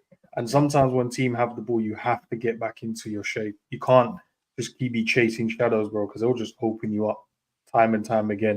Like that's a dangerous thing to do, especially because they have a lot of technically gifted players as well. Whether we think they're good enough or not, but they're technically gifted enough, given time and space, they'll definitely harm us and hurt us, bro. But you have to do what you said though, because a lot of fans are doing that.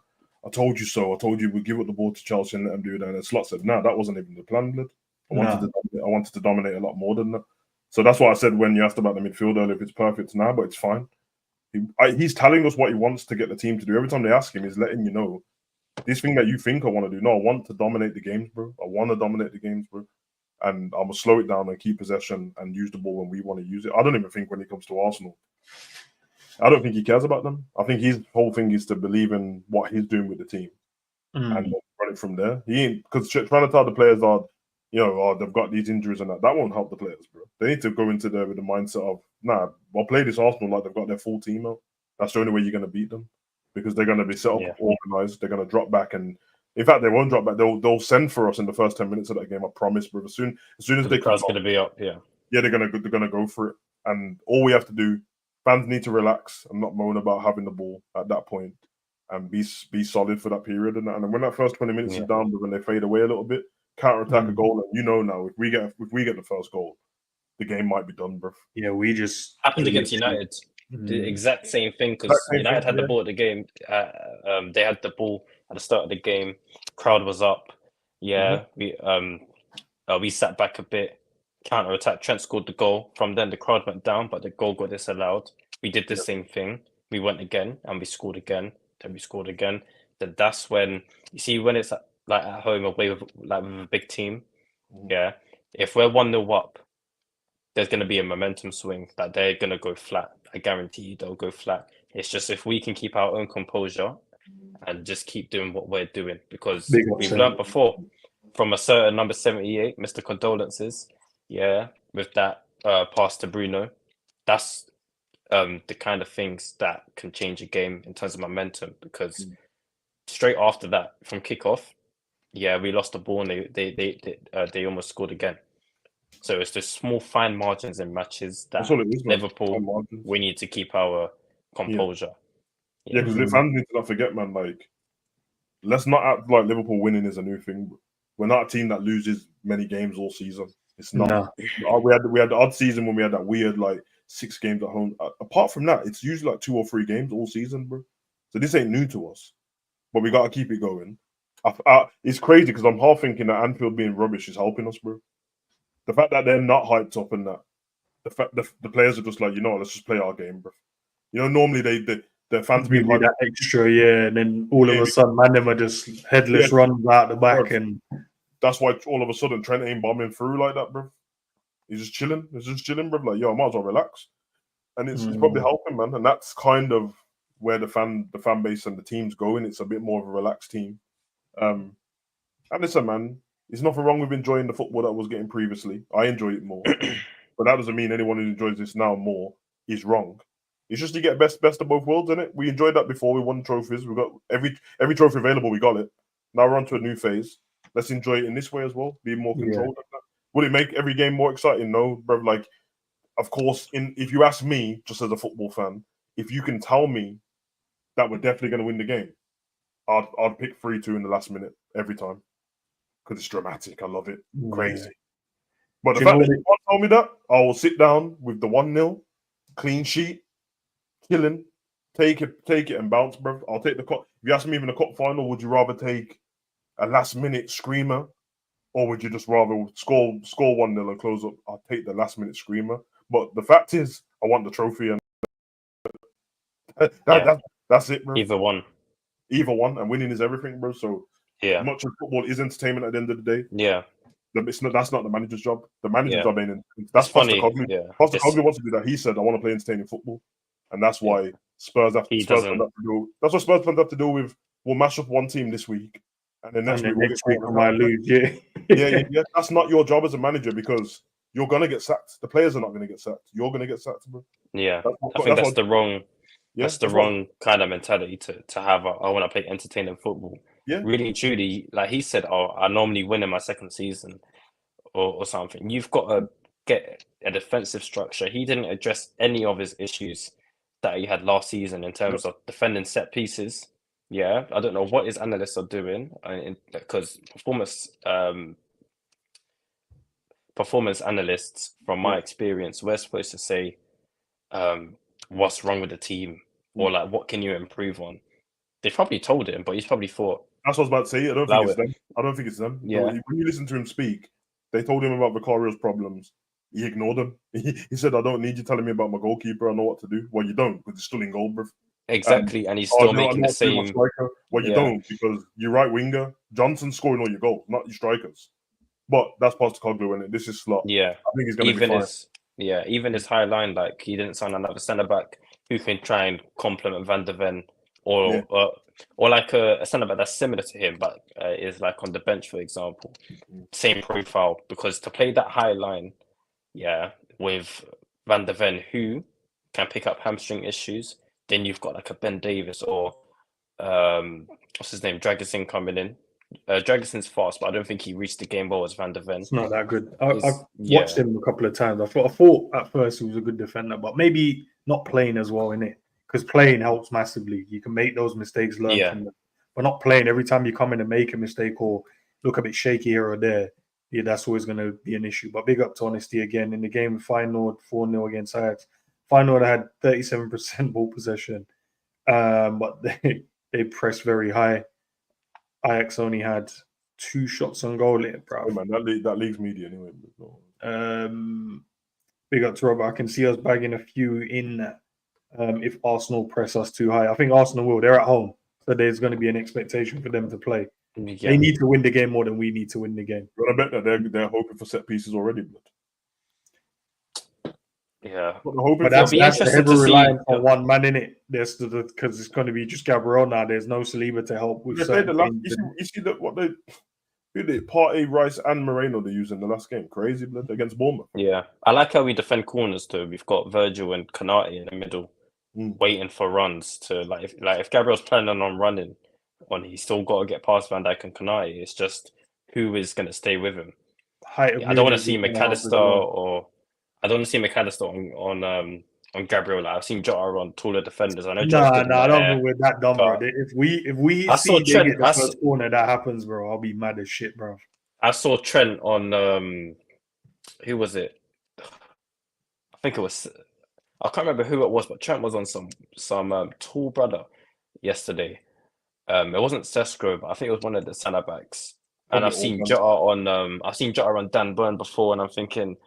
Jota is actually good in the air. He's got a good lead. He's good in the air. I think from defending, I'm not too sure because they've got the leap on him. If he's got the leap on them, then from an attacking point of view, then I would back it because I've seen them beat full defenders to headers before. It's what Endz said though, isn't it? It's because it's zonal marking. So zonal marking, I think that with Virgil's picking up someone smaller now, and it was pissing me off. But I'm like, he's just marking his own. But in my head, I'm like, nah. There's a tall you over there, blood, and you're on my man. Like, you're winding me up, bro. Like, just stop. Pass him on, but that's the zone. They're protecting us all. Because I can't remember the podcast. They were just talking about managers when they look at it. They say they play the percentage. It was something to do with outside the box. I can't remember where I saw it. But it was just talking about, like, why wouldn't you... they were analysing the Arsenal goal. It was like, why don't you pick people up outside the box? And then it was like, most managers play the percentage. They're like, it's less likely for you to score out there than it is for when the ball drops here. So we'd rather defend this area because it makes more sense. Yeah. But I am looking forward to that game just to see how the game plays out. If Arsenal had their full team, I think we could all agree that Slot will definitely do the sit back thing and try and hit them on the counter. But I'm not too sure. Like, I might do a video on this game. Like a preview, and I'm not sure how Arsenal. I think he's gonna that sit back you're talking about. He's gonna do it anyway, bro. He doesn't care about Arsenal, bro. He cares about how he plays football. I promise, man. He knows about like Arsenal scored because they're at home. If this is at Anfield, he might, a little bit more attacking that. But what we've seen a Slot so far, pretty much play the same way. He'd rather change something on the fly than change it before the game. That's his thing, isn't it? It's like, why would I? Because he told us after the game before, he said, well, if I change something, it means that I didn't set up right in the first place. Told us that. And that was after the Nottingham game, he said that. Yeah. So it's like... So if he's going to sit back, then we definitely need Sobo for this game then. Always need Sobo, bro. But listen, let's move on swiftly, man. Champions League, we're obviously 3-3. Premier League, we're sitting top of the table by a point. Obviously, we can extend our lead on Arsenal winning this game on Sunday, and we're into the next round of the Carabao Cup. So far, so good for Mr. Arne Slot, man. Can't even complain. The other thing that obviously I wanted to kind of talk about is one rule for one rule for another. Don't have to spend too long on it. Big up to everyone watching. Big up to all the members as well. Throw your questions in there, peeps, before we head out. If there's anything in particular you want to know, or ask us. But I've noticed this, Sav, and I'm like, do I do that myself without really knowing? Because I'm like listening to when people are doing commentary on games, they're doing the watch-alongs and stuff like that after the game when we speak, stuff like that. But it's always like I can see the same thing happen for one player and the same and for another, but the reaction is different. So on one hand, for an example, unlucky with the pass, but for another guy, he should be making it. For on one hand, oh, he should hold his run. Next one, he should have passed it quicker. Like, why is it so varied based on your favorite, your preference on the player? Shouldn't it be like, because that's where I feel like where agendas and narratives stem from, because you don't stick to the same standards per player. There's always this underlining thing. If I see a 5-yard pass, for an example, Sobo don't make, we criticize it. That's totally fine. Criticize it. Should be doing better. But if another player in the team, one of your favorite players, do it, it's unlucky there, should have, could have done this, but unlucky. There's always like that first resort to make an excuse instead of going, no, but I just heard you ridiculed the man before, bro. Why ain't the energy the same for this guy? And that's where I feel where the energy, narratives. I'm gonna exclude the people who have been honest about it because they've told me the reason why. So I know G said when it comes to Salah, he doesn't care. He does have a different rule for Salah, and I heard Drifty say it as well. Apart from that, everyone else literally makes the excuses and pretends like nothing happened. And that when Liverpool game starts, blood, I'm in my head, all of these Liverpool players are bums, bruv, and you need to go. And now you got to prove that you're a good player, bruv. That's what I have in my head straight away. So it doesn't matter what anyone thinks about me, bro. Like I don't have, while I'm watching the Liverpool game, I don't have favorites, bro. Once they score, I might celebrate this guy's goal more. Usually, I celebrate the guy's goal more because someone's been dissing him more than me and my favorite player. Most people don't know who my favorite Liverpool players are because I don't tell them, bro. But I will stick up for somebody if I feel like if it's undue criticism and I don't see something. I think the truth is, I don't think it's one rule for one and the other. I think it's one rule for Salah, Virgil, and Alisson, and Trent, and everyone else. That's the other rules, bro. They're the people I think 100% because bro, anyone else on the pitch, bro, they're getting cooked for it, bro. That man do anything like I've seen Virgil do dumb shit, bro. No one cares, bro. Kanate does dumb shit. He's a bozo, blood. That's like, for an example, what about the shot that Salah had, bro? The other when he should have clearly just reversed it to Sobo. Reversed it, yeah. Just reverse it to him, and then if he misses, cook the man for missing. But you shoot when there's better option, and it's unlucky more. And I'm like, if that was Sobo, though, it wouldn't be unlucky. It would be like, he's free, blood. What are you doing? You're not making it right. I mean, I would. I think personally, I would admit it.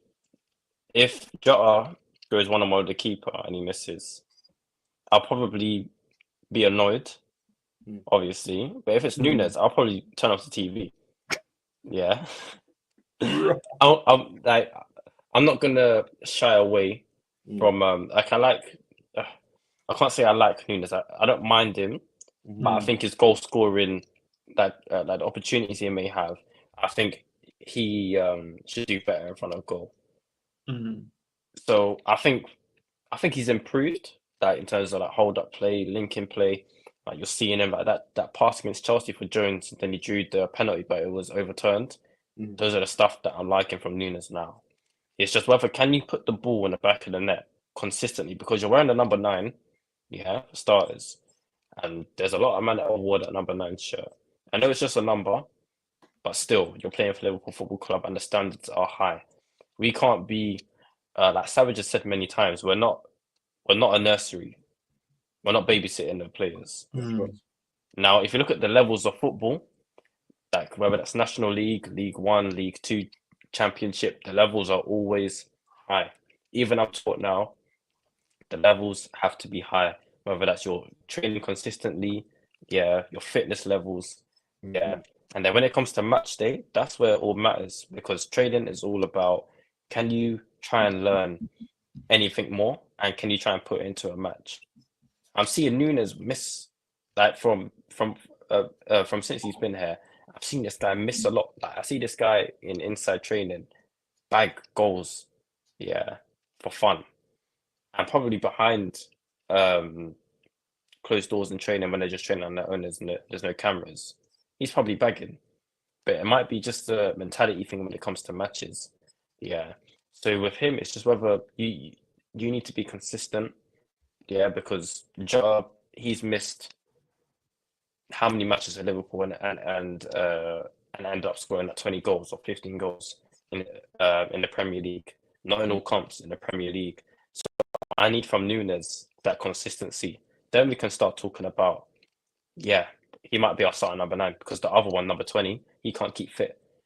Yeah. But the thing is, though, Harris, though, that I hear that as well, and I feel like, I think if you look across the whole season, that's not an issue in terms of you're looking at play and you go, he's built up, like what Mane is saying here, he's built up and he's earned the credit, and the credit is in the bank. I hear that so much, but when it's from a game-to-game basis, and I think for me personally, it has to be done that way. I'm just talking about, I don't care about if you've been here and you've won us trophy. It's about now. That's in the past. It's relevant when we're having conversations around, I don't know, longevity, club, blah, blah, blah, contracts. I think he should be given this because, he's helped us to achieve this. But when we're just talking about an isolated issue in the game, I don't feel that should come into play, because then you're showing biasness. That means you're not being honest. Because if it's an isolated issue in terms of a 5-yard pass, a simple pass, we expect any Premier League player to kind of make, because to get in the Premier League, whatever you think the player is good enough or not, they play in one of the best leagues in the world. So they are able to play a simple 5-yard pass, but the energy shifts when it's your favorite player, and that's too much biasness for me. I think it should just be the same, regardless if you have credit in the bank. If Jota misses a chance, I have to get onto him like, bro, like, if the standards are high, you should. Do you know what it is? I try to make this point, and obviously I don't think many people try to understand it. If you have your player that you think is the best from a finishing standpoint, the standard should be higher, which means you should critique him more because the standards are higher. The guy that you think less of from their standards in terms of, like, i.e., let's say Nunes and Jota, we know Jota is the better finisher based on how he's done over the seasons or whatever, the goals he scored. But the standards, if we allow Jota to then miss and don't critique him, that means we've lowered the standards. Yeah, but fair enough. Nunes, where we think he's rubbish and not good enough as a fan base, you set higher standards for him. Like, shouldn't you expect him to miss these chances now? Should he not? I'm not saying he should be missing them, but shouldn't you just go, do you know what? He's not the best, so I expect him to miss. But Jota, bro, listen, I need those in the back of the net because you're way better than that. But I feel like we don't do that when we talk about these moments. I agree. To be fair, you make a good point with what you said.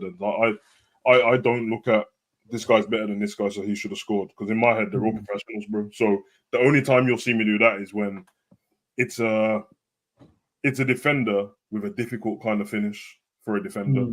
So I'm not one of these people that, like, see if a defender goes 1-on-1 and misses, bro, I'm screwing at him like he's the striker, bro. Because in my head, I'm not your professional footballer, bro. Like, it's still kicking the ball on target. Stop. Bro. Like, for me, Virgil can send the ball that far to Salah's foot, bro.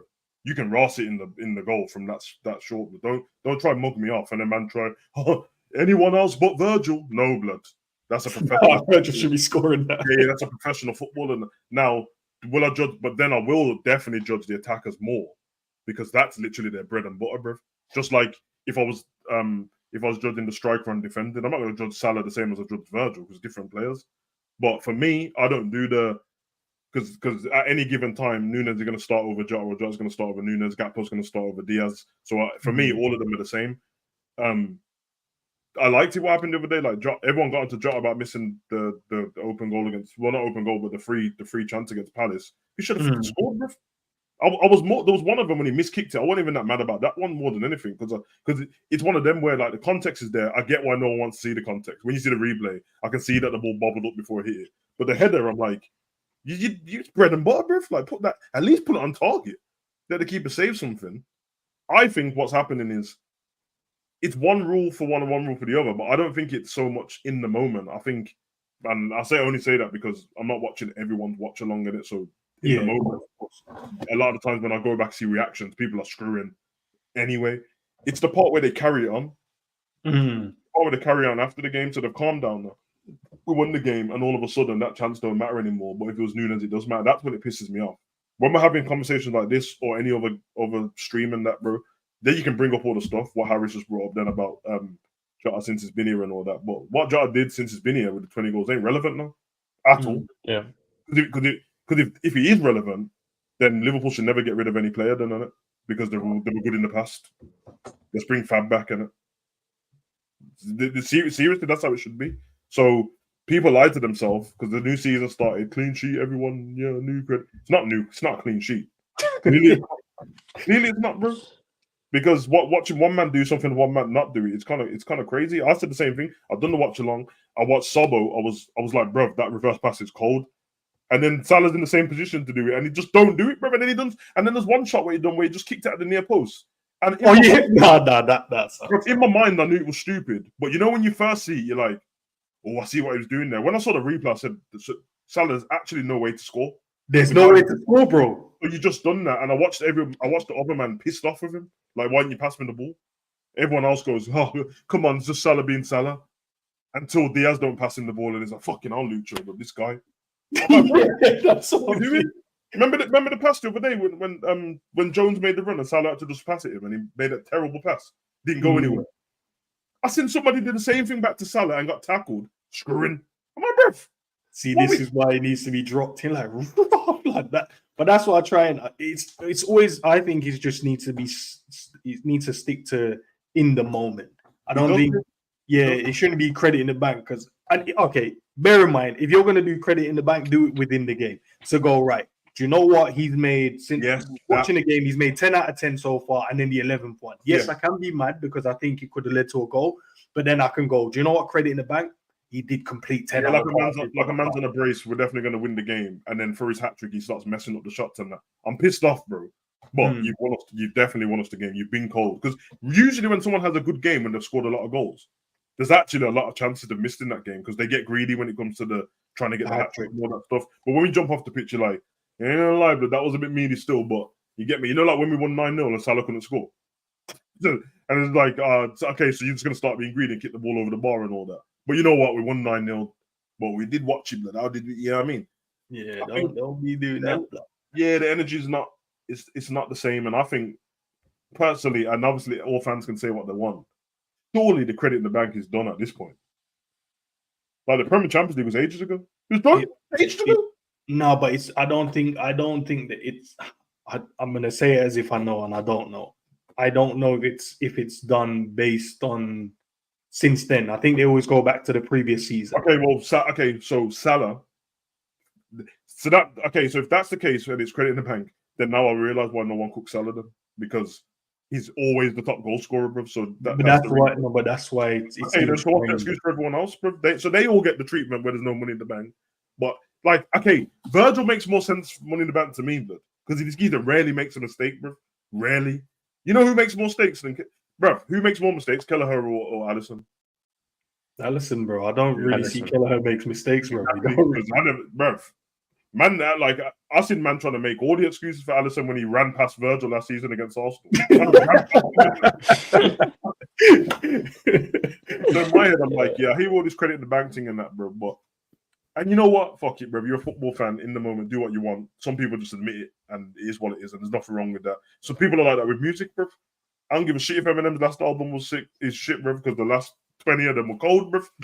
But nah, bro, just admit it, innit? But when we're telling so if that's the case, that's fine. Because guess what? I don't have to watch you watch along. I don't have to listen to you, bro. If we're having a proper conversation, bro, Ben puts a stream together and we're talking about stuff, and man are gonna pretend stone cold to my face, blood. And that like that, he was cold blood. I didn't see what you're talking about. Big man, don't do that. Don't do that, bro. I saw, bro. He stunk up the place, bro. Just say it. I have to notice from my streams and that. I'm literally not scared to take any. I come off the pitch, do match reaction and that, and man looking at me like, What do you mean? He said that Virgil was. I said he was average, blood. I don't know what you think. I care. You know what I mean? You think man, I'm lucky that I won on the player rating show after yesterday's game because Trent sucked, bro. You said in the watch along, man's a 2 out of 10, and there was still like half an hour of the game. Look, bro, he sucked, bro. But that's fine though, because getting an opportunity to break the game down, that could shift based on you go, do you know, actually defensively he was really good, but your passing stunk, bro. You kept giving it away, which led to turnovers, which could have led to goals.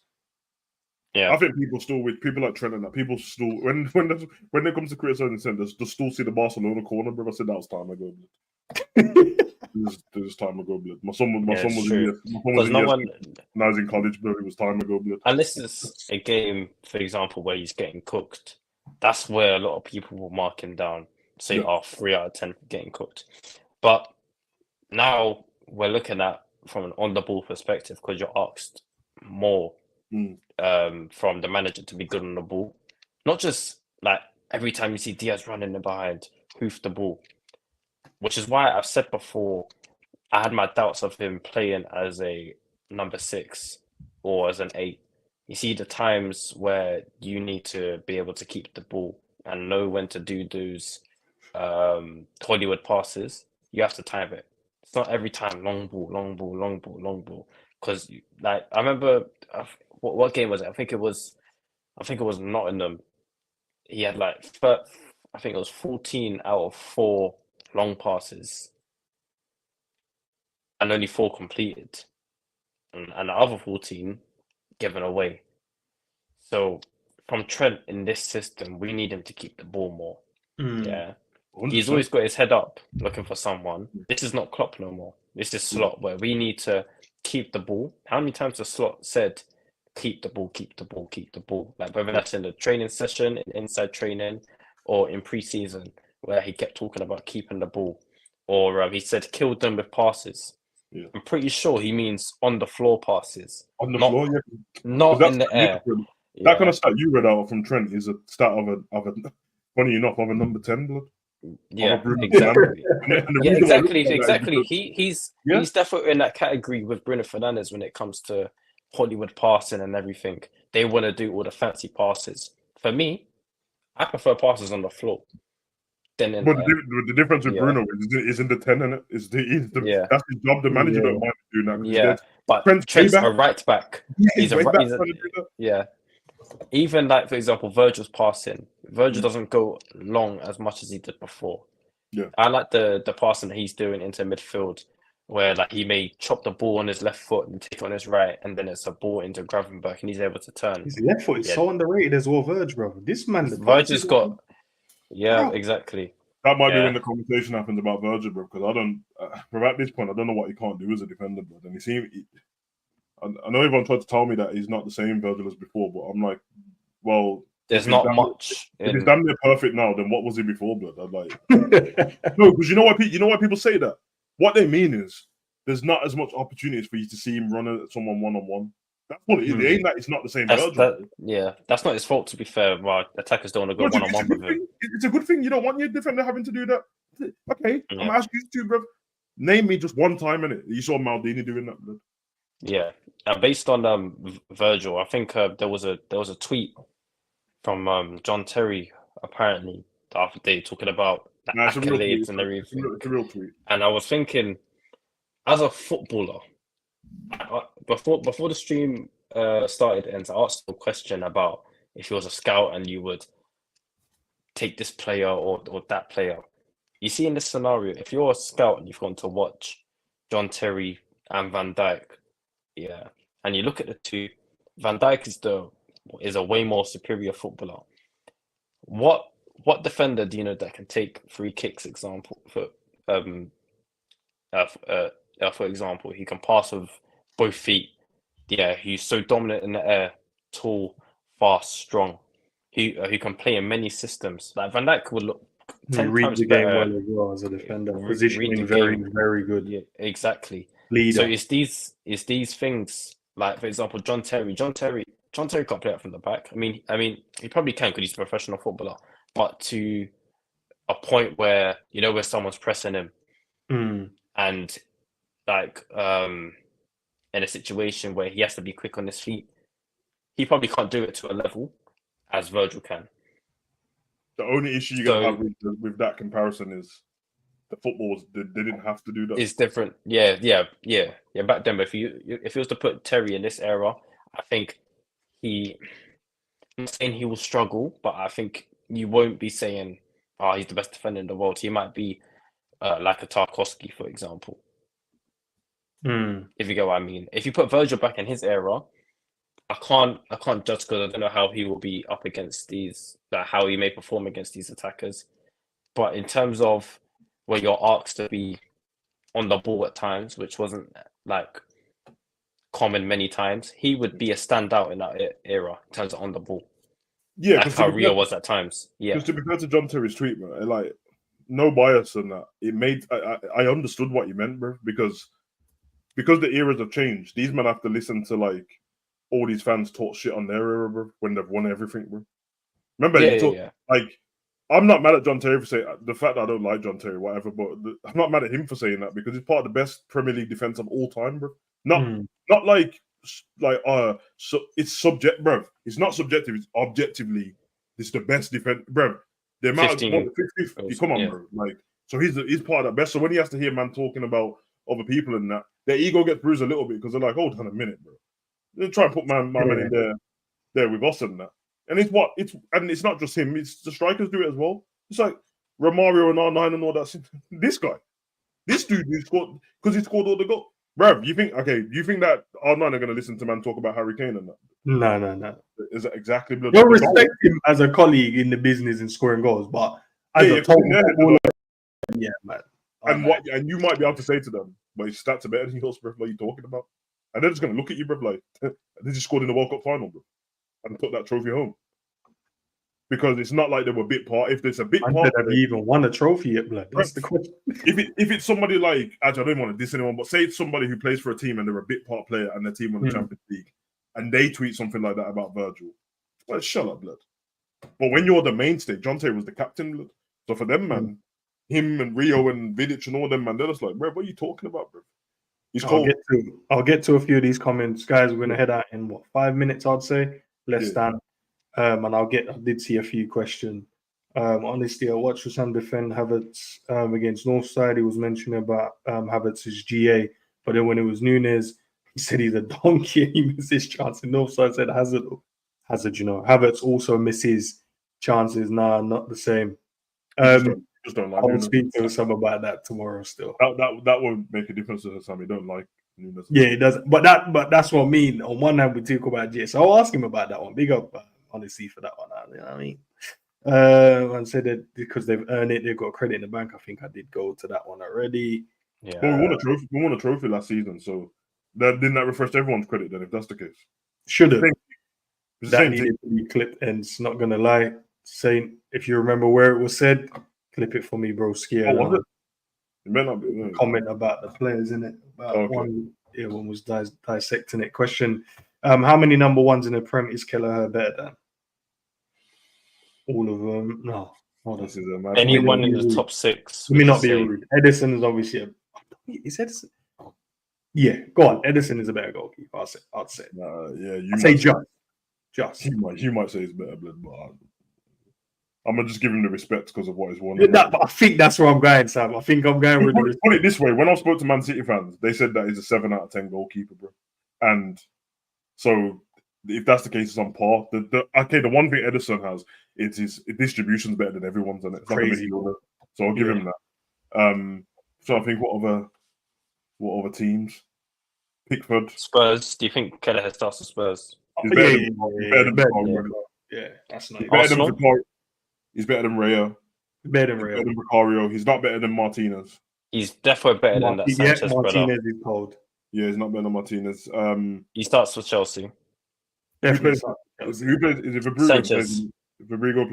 Verbruggen plays for Brighton, isn't it?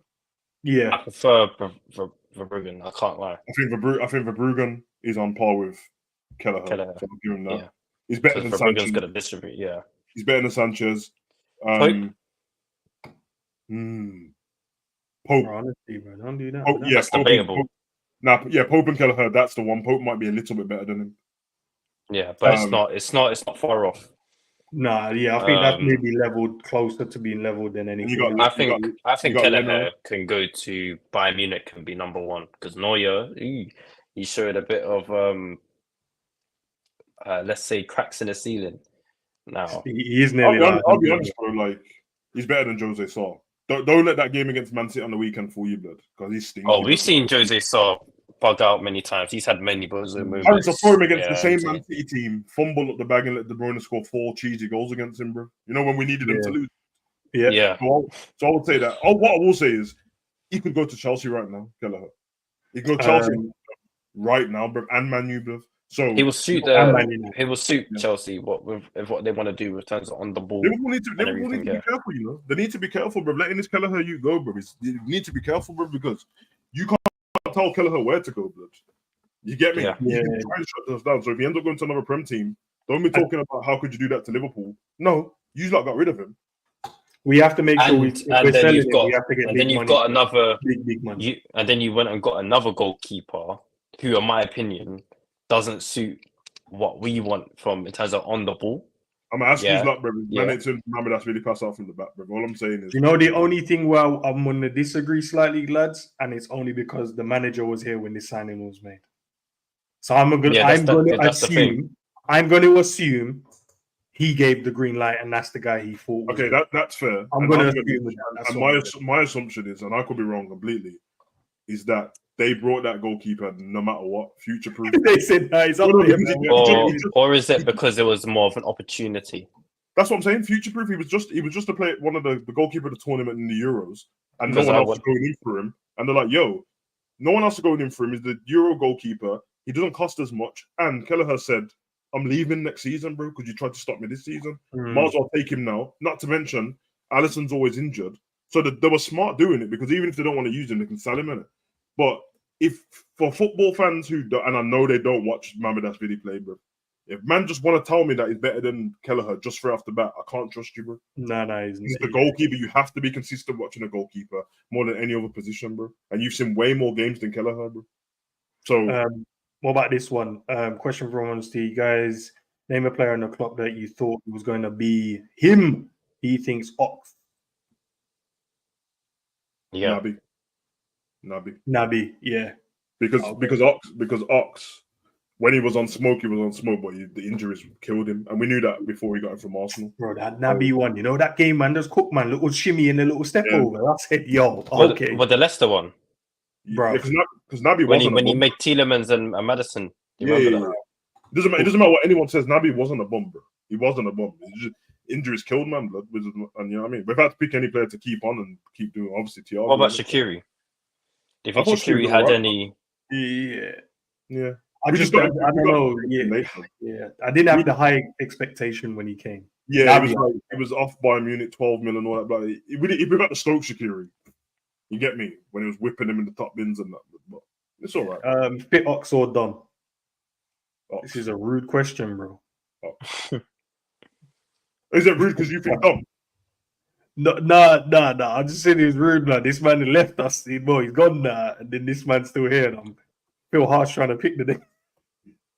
No, it's actually easier because if you say Ox, you've been able to see Ox his whole career. Where this is only fresh, so you just use that. That's the reason why it's my opinion. Ox for one season, I thought it was really good.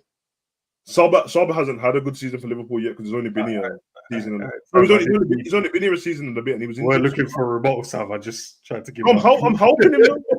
I'm saying that you said Ox is one season, so that he's in the bank. But Saba hasn't had a good season yet, but not because he can't play.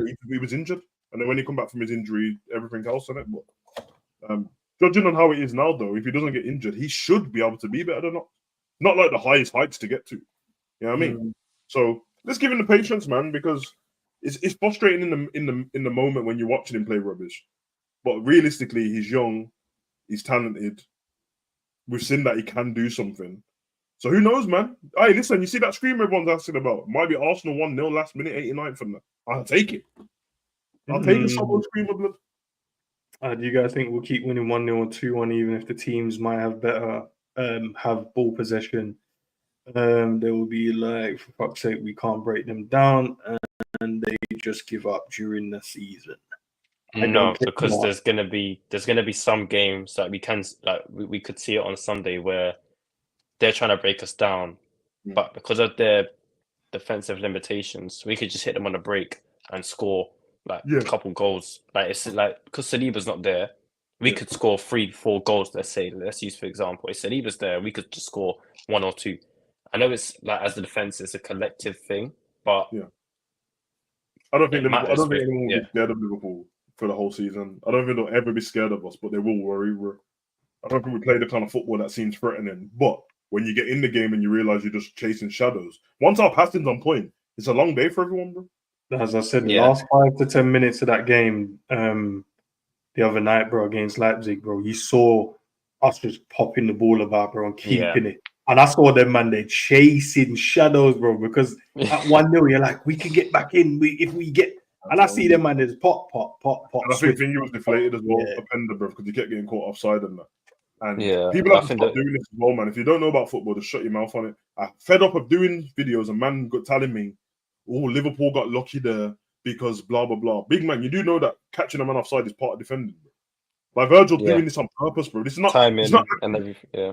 I watch him and Konate, bro, didn't accidentally catch a Openda offside. Now, if it's a toenail thing, then we got lucky. Because that's just the size of a man's foot, bro. Yeah. When we're stepping up and you can see Virgil instantly put his hand up to the linesman looking at him like, I'm not running back to chase this guy, he's offside, bro. He should be praised for it, bro.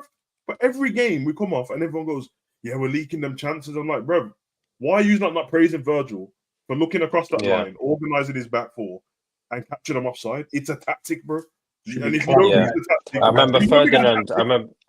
But if you don't think it's a tactic, go on EA now, FIFA, and press your D-pad and bet offside trap comes up, bro. I remember Rio Ferdinand saying it like, it is risky and it's Liverpool can get lucky at times, but you as a defender should know. I think Ferdinand should know as a defender, of course, that is part of the principles of defending. And also, yesterday, that was a big test.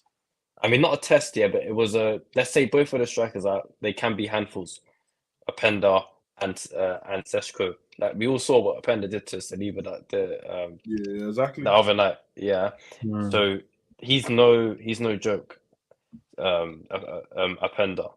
Now with Seshko as well, they're both fast running behind. Seshko's at about 6'5". And I think our defenders did well. Double tens and that. But listen, boys, we're going to wrap it up here, man, on this last one. Man, then would you take Rafinha or Palmer? Rafinha all day long, blood. The reason why I'm not answering it is because when he was leaving Leeds, and I said to all the Liverpool fans, that's the person I want. This is what I wanted him as well. They told me, no, because his attitude stinks and I don't want it at Liverpool. You know where that come from? Based on one game where he got subbed off and threw a water bottle, and that was his whole... I was like, bro, when I heard Liverpool fans say that, I said, I don't want to be a part of this no more, bro. Because I watched him walk on his... I heard the same thing with Mbappe as well. I heard the same thing about Mbappe. He walked on his knees across the whole pitch, bro. You have to respect it. Listen, guys, quick one before we go. Plug the channel. Hey, listen, Day After Podcast. If you haven't subscribed already, man, you're doing something wrong with your life. There's 2 episodes already out. The other one today was Vibes. Hopefully have another one tomorrow, man. Consistency, they say. I enjoyed the podcast. That's definitely one of those videos that man them need to watch, man. These podcasts, man. Like, you can't be listening to these football fans talking about the same shit every day, blood. Like, it's actually entertaining. It ain't just because me and Endz are on it. It's actually entertaining. Like, I would watch it myself if someone else was doing this kind of content. So go watch it. Go watch it, man. Big up to Bayesian Reds and the Massives over there, guys. If you haven't subscribed to them as well, like, I don't know. Obviously, the time frames these men are doing shows, I'm in bed, blood. I can't get to watch it all the time, but I try and tune in. Mane, love for obviously subscribing. And obviously, Zabiri, for a man of his word, man, he said, yo, listen, you know what I mean? I'm going to become a member. And Mane has become a member as well. And there was someone else became subscribed. Forgive me. Who was it? Let me go back and find it. You know what I mean? Shout out the man. Who was it, blood? Who was it? Man like Kevin in the building, subscribe to the channel as well. Back tomorrow, man. 8 p.m. sharp tomorrow. Arsenal preview. We're gonna have the Arsenal man them over here, blood. So it should be an interesting conversation. Obviously, we do our team lineup. We'll let them do their team lineup. And guess what we're gonna do, blood? They're gonna do their combined thing. And I want to see how serious these men are, bro. Because I tell you from now, there's no way I'm having any of their goalkeepers in goal, blood. We'll fight for that, bro. There's no way. I'm not hearing it. The only one player I'll put in there is obviously Odegaard, though. Still, he gets in. There's no way I'm hearing Declan Rice. I'm not hearing any conversation about these youths, blood. Not hearing it. So have you got anything popping up before we head out? But nah.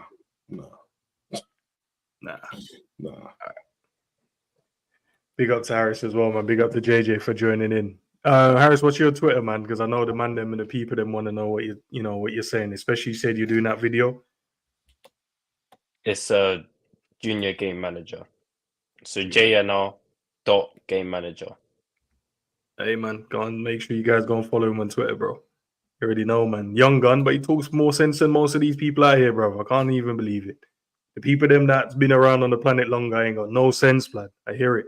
But honestly, big up, man, for letting me know that, a certain Sam defended Kai Havertz, blood. I want to go and check Kai Havertz's GA from last Havertz season. is a baller, though. Don't get twisted. I'm not going to knock him because of that. As I said, the GA parts.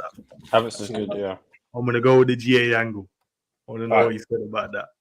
All right, then, man. Peace out, peeps. Peace.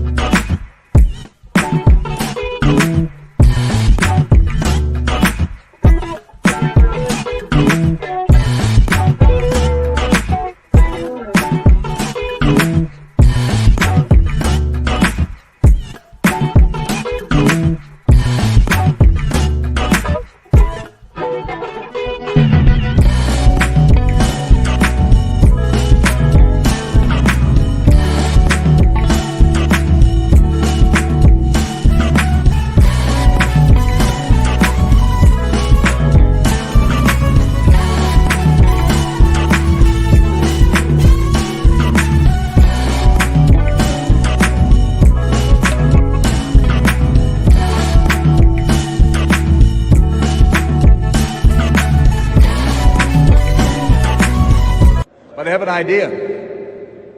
I heard the song today a few times, and you can do that. I have no problem with that. Let's see how the response will be. Arne Slot, la la la la la. Arne Slot, la la la la.